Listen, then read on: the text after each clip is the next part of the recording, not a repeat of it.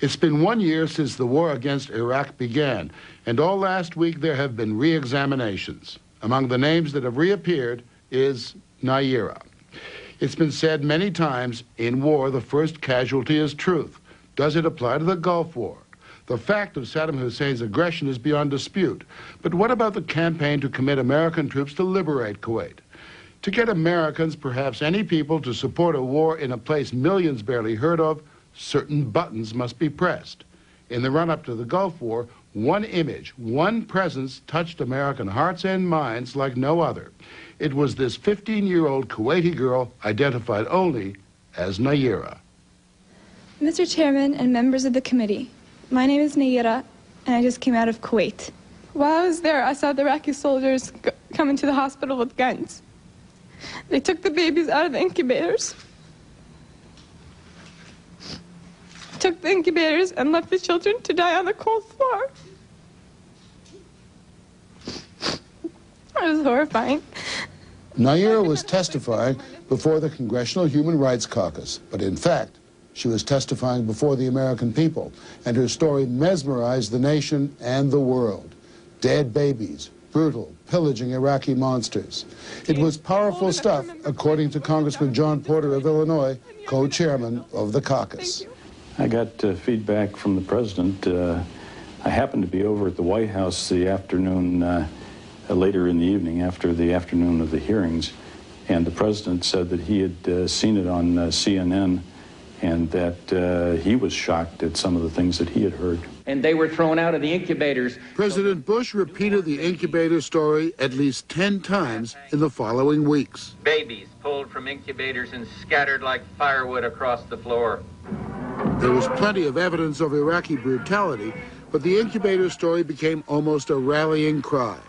It had presidential confirmation and the confirmation of Amnesty International, which published a report after Nayirah testified, quoting her and claiming 312 babies were killed when Iraqi troops pulled them from their incubators. Then, a rather embarrassed Amnesty retracted its report. In London, spokesman Sean Stiles said, as hard as they tried, they could not confirm it. We spoke to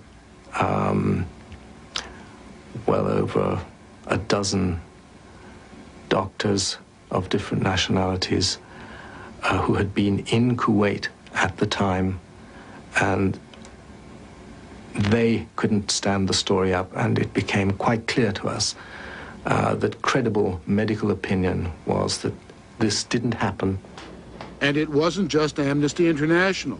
The story did not hold up under repeated scrutiny by reporters and human rights investigators, including Andrew Whitley, executive director of the human rights group Middle East Watch. You went to investigate. Yes, we did. You went to Saudi, and then after liberation of Kuwait, you went to Kuwait. Correct. What did you find?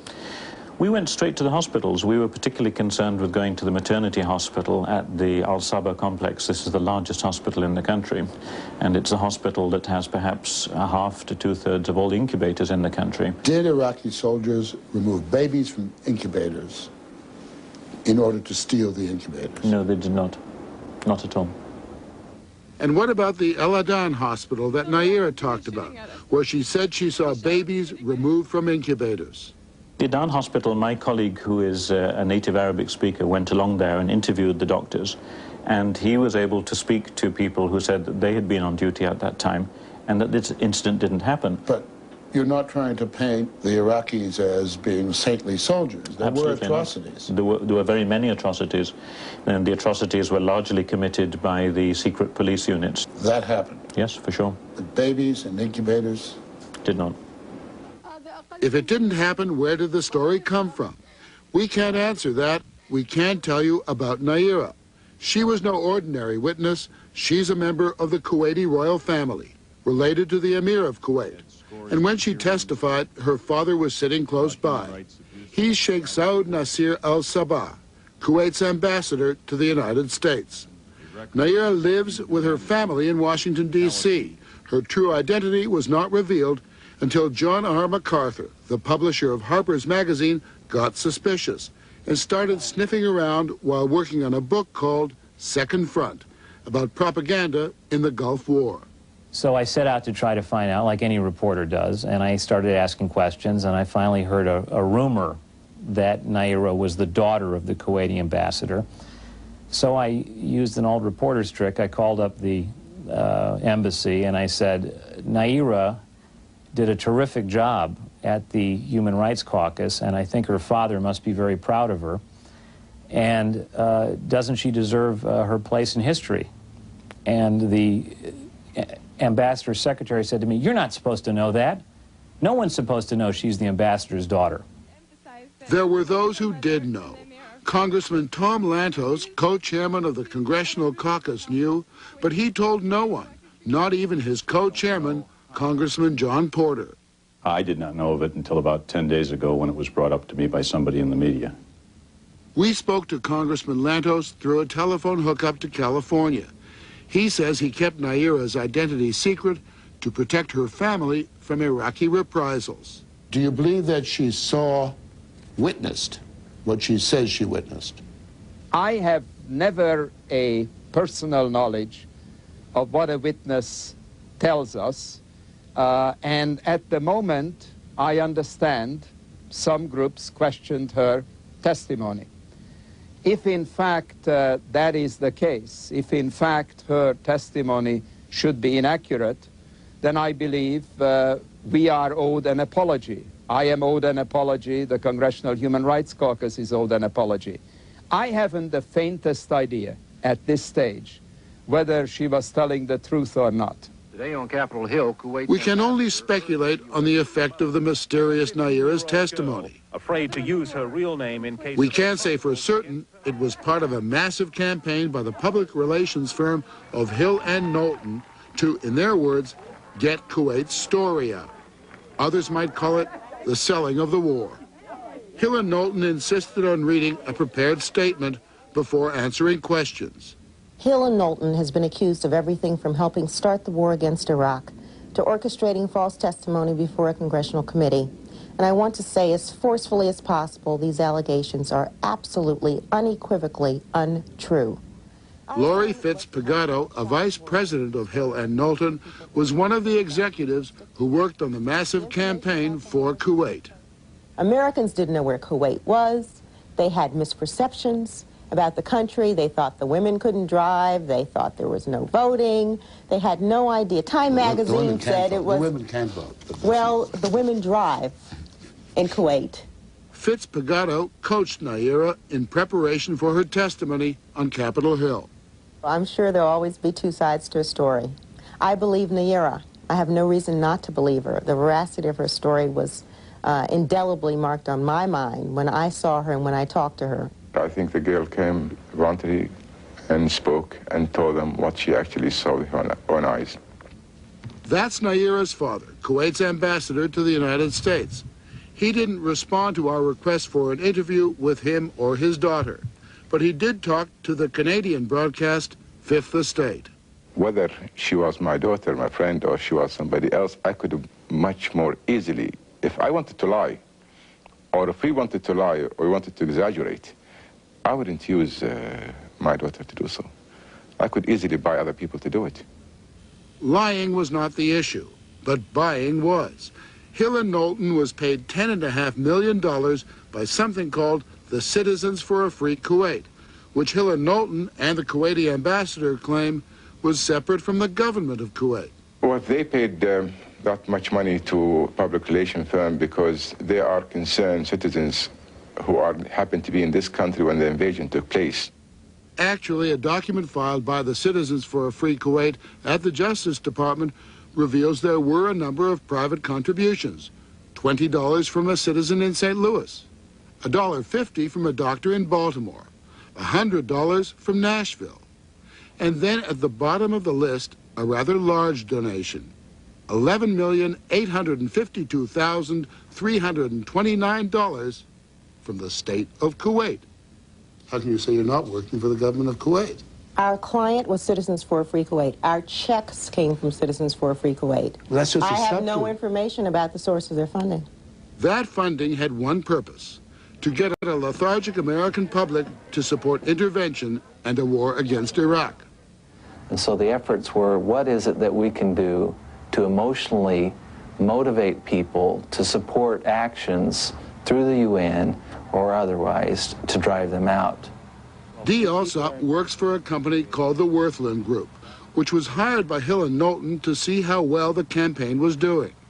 He told the CBC that he selected response groups to measure the impact on Americans of the players in the Gulf crisis. He does the same thing for Pepsi-Cola. We give them each a little device. It's about the size of their hand in which they can say whether or not they're reacting favorably or unfavorably to what's being said. And across the screen is a line that goes up and down depending on whether Americans are agreeing with what the president's saying or disagreeing. And we use that to identify the messages that really resonate emotionally with the American people. So we would get like the Kuwaiti ambassador and things that he would say, and we would be able to go back to him the next day and say, out of your 30 things that you said in a half-hour speech, here are the 3 things that work really well, that really hit a responsive chord in the American public. Armed with those electronic cords, Hill and Knowlton went into, in quotes, the news business, feeding daily video handouts they called video news releases to networks and local stations, the most resonant of which was Naira. I could not help but think of my nephew, who, if born premature, might have died that day as well. Committee co-chairman Porter now feels her story had no particular effect. I think her testimony, while it was very emotional, was in the nature of the entire day's hearing, was very, very small portion of what was said. It might have lasted 5 or 10 minutes at the most out of a 4-hour hearing. There were many, many witnesses who testified to atrocities equally as bad. Ransacked their houses and tortured neighbors and friends. John MacArthur thinks that, true or not, Naira's story made an enormous difference. When the Kuwaitis hire Hill and Knowlton to represent their interests, to argue the case for military intervention, Hill and Knowlton desperately needs a defining moment, a defining atrocity, something that is so emotional that the American people will not be able to ignore the plight of Kuwait. And Naira and the baby incubator story provide that defining moment. Hill and Knowlton is by far the biggest, most influential PR firm in Washington. They represent everything from Nintendo to Toyota cars, and for a time, Adnan Khashoggi and BCCI. But countries with a PR problem are their specialty. Their clients include Indonesia, Turkey, and China. Their critics accuse them of being an unelected shadow government, able to influence, if not make, policy. Access is everything. Craig Fuller, who until last week was president of Hill and Knowlton, was George Bush's chief of staff when he was vice president. I was involved in President Bush's campaign. I've also been involved in President Reagan's campaign, and this was like a campaign in every sense of the word. He needed no introduction to the administration. My relationships there kind of continue, even having left the government, and I think almost spontaneously, as the Kuwaitis were talking to us, we were also talking to the people in the administration to find out how we could be supportive with respect to the president's program. The program was to go to war, and the decision to go was a close one. In the Senate, the war resolution passed by 5 votes, and incidentally, 6 senators referred to the baby incubator story as a reason to go to war. The story may not have made the difference, but no one can doubt its impact on both the Senate and the House. Now is the time to check the aggression of this ruthless dictator whose troops have bayoneted pregnant women and have ripped babies from their incubators in Kuwait. If in July 1990, Iraq had come to Hill and Knowlton and said, look, there are going to be some big events out here in the Gulf, and we want to take you people on to tell our story, you would have done it, correct? No, Hill and Knowlton, I would never say that. We have a committee that reviews potential clients. And what would have been your recommendation? I don't know. America would most likely have gone to war without witnessing Naira's testimony. The troubling part of the story is the belief by the public relations industry that with enough access, enough money, and knowing which buttons to push, war can be marketed, just like soft drinks and toothpaste.